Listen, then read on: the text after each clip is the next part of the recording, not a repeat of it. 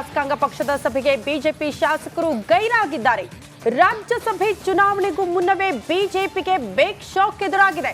ರಾಜ್ಯಸಭಾ ಚುನಾವಣೆ ಮತದಾನದ ಸಂಬಂಧ ಮೀಟಿಂಗ್, ಆ ಸಭೆಗೆ ಹಾಜರಾಗಿಲ್ಲ ಮೂವರು ಬಿಜೆಪಿಯ ಶಾಸಕರು. ಯಾರ್ಯಾರು ಆ ಮೂವರು ಶಾಸಕರು ಅನ್ನೋದರ ಡೀಟೇಲ್ಸ್ ಅನ್ನ ನಿಮ್ಮ ಮುಂದೆ ಇಡ್ತಾ ಇದ್ದೀವಿ. ರೆಬಲ್ ಶಾಸಕ, ಬಿಜೆಪಿಯ ರೆಬಲ್ ಶಾಸಕ ಬಸನಗೌಡ ಪಾಟೀಲ್ ಯತ್ನಾಳ್ ಜೊತೆಗೆ ಶಾಸಕ ಎಸ್.ಟಿ. ಸೋಮಶೇಖರ್, ಶಾಸಕ ಶಿವರಾಮ್ ಹೆಬ್ಬಾರ್ ಚಕ್ಕರ್ ಆಗಿದೆ ಈ ಸಭೆಗೆ. ಎಸ್.ಟಿ. ಸೋಮಶೇಖರ್ ಮತ್ತು ಹೆಬ್ಬಾರ್ ಇಬ್ಬರು ಕೂಡ ಪಕ್ಷ ತೊರೆಯೋದು ನಿಶ್ಚಿತ ಅಂತ ಹೇಳಲಾಗ್ತಾ ಇದೆ. ಕಾಂಗ್ರೆಸ್ಗೆ ಹಾರೋದು ಪಕ್ಕ. ಯಾವಾಗ ನೀತಿ ಸಂಹಿತೆ ಜಾರಿ ಆಗುತ್ತೋ ಆಗ ರಾಜೀನಾಮೆ ಕೊಡೋದಕ್ಕೆ ಎಲ್ಲಾ ರೀತಿಯ ಪ್ಲಾನಿಂಗ್ ಆಗಿದೆ ಅನ್ನುವಂತಹ ವಿಚಾರ. ಬಸನಗೌಡ ಪಾಟೀಲ್ ಯತ್ನಾಳ್ ಅವರು ಸಹಜವಾಗಿ ಬಿಜೆಪಿ ಪಾಳ್ಯದಲ್ಲಿದ್ದರೂ ಕೂಡ ರೆಬಲ್ ಆಗಿದ್ದಾರೆ.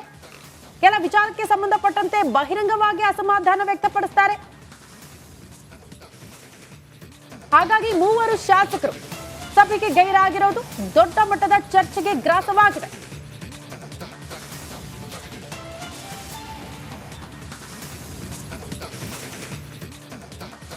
ಇನ್ನು ದೆಹಲಿಯಿಂದ ಬೆಂಗಳೂರಿಗೆ ಕುಮಾರಸ್ವಾಮಿ ಅವರು ವಾಪಸ್ಸಾದರು.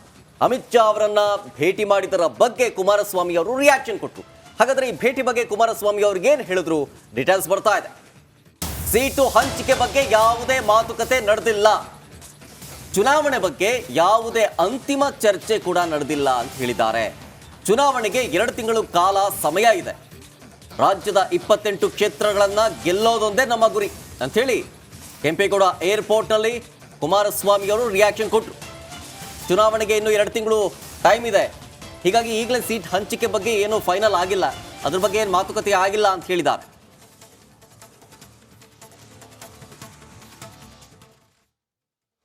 ಕೇಂದ್ರದ ಗೃಹ ಸಚಿವರು ದೆಹಲಿಗೆ ಬಂದರೆ ಭೇಟಿ ಮಾಡಬೇಕು ಅಂತಕ್ಕಂಥ ಅವರ ಒಂದು ಆಹ್ವಾನ ಏನಿದೆ ಅದರ ಮೇಲೆ ಭೇಟಿ ಮಾಡಿದ್ದೀನಿ. ತಾವೇನು ಆ ಸುದ್ದಿ ಅಂತೇಳಿ ತಿಳಿದು ಬಂದಿದೆ ಅದೇನೋ ವಲಯಗಳಿಂದ ತಿಳಿದು ಬಂದಿದೆ ಅಂತಕ್ಕಂಥದ್ದೇನಿದೆ ಅದು ಯಾವುದು ವಾಸ್ತವಾಂಶದ ಸುದ್ದಿಗಳಲ್ಲ.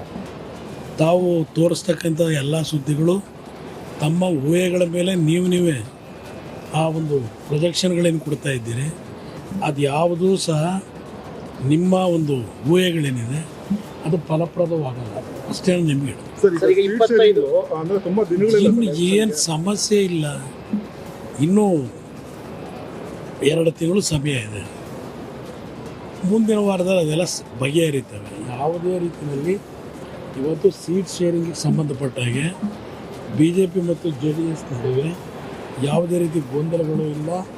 ಯಾವುದೇ ರೀತಿಯಲ್ಲಿ ಈಗ ಬರ್ತಾ ಇರ್ತಕ್ಕಂಥ ಧಾರಾವಾಹಿಗಳಿದೆಯಲ್ಲ ಆ ಧಾರಾವಾಹಿಗಳು ಹೆಚ್ಚಿನ ಮಹತ್ವ ಇರಲ್ಲ. ಸರ್, ಈಗ ನಿಮ್ಮ ಡಿಮ್ಯಾಂಡ್ ಎಷ್ಟಿದೆ ಸರ್? ಅಂದಾಜು ಸುಮಾರು ಗೆಲ್ಲಬೇಕಷ್ಟೇ. 28ಕ್ಕೆ 28 ಸ್ಥಾನ ಗೆಲ್ಲಬೇಕು.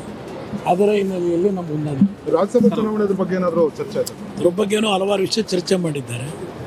ರಾಜ್ಯಸಭಾ ಚುನಾವಣೆಗೆ ಅವರ ಡೈರೆಕ್ಷನ್ ಮೇಲೆ ನಾನು ಅಭ್ಯರ್ಥಿ ಹಾಕಿದ್ವಿ. ಇನ್ನು ಬಿಜೆಪಿ ನಾಯಕರ ಭೇಟಿ ಬಗ್ಗೆ ನಿಖಿಲ್ ಕುಮಾರಸ್ವಾಮಿ ಕೂಡ ಸ್ಪಷ್ಟನೆ ಕೊಟ್ಟಿದ್ದಾರೆ. ದೆಹಲಿಯಿಂದ ಬಂದ ಬಳಿಕ ಮೊದಲ